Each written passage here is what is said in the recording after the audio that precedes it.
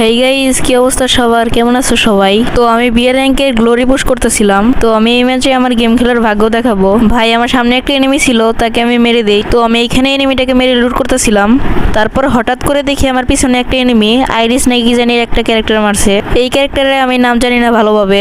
যারা যারা like subscribe করে নাই তারা লাইক সাবস্ক্রাইব করে দাও। ভাই রে ভাই, এই প্লেয়ারটা অনেক ভালো ছিল, কিন্তু ওরে ঘুরে ঘুরে মারতেছিলাম আমি। এনিমিটা আমার উপরে রাশ দেওয়ার চিন্তা ভাবনাই ছিল, আর তারপর রাশ দিয়েও দেয়। তো আমাকে ফুল ড্যামেজ করে দেয়। তো এখানে আমি তার শো মেরে সামনের কভারে যে সবুজ বাতিটা চালাই, ওই জায়গায় যদি ওর সাথে ফাইট নিতাম তাইলে আমি ওরে মারতে পারতাম, ঠিক আছে, কিন্তু আমার ভেস্টের অবস্থা কাহিল করে দিত।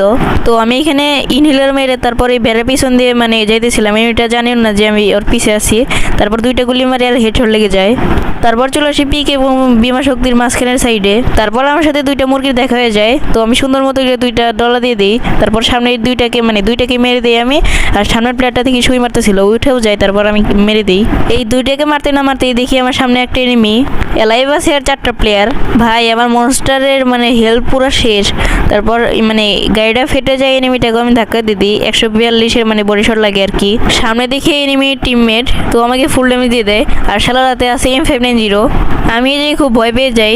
তারপর একটু সাহস করে রাজ দিতেছিলাম। তো এখানে আমি আমার ভাগ্য দেখাবো।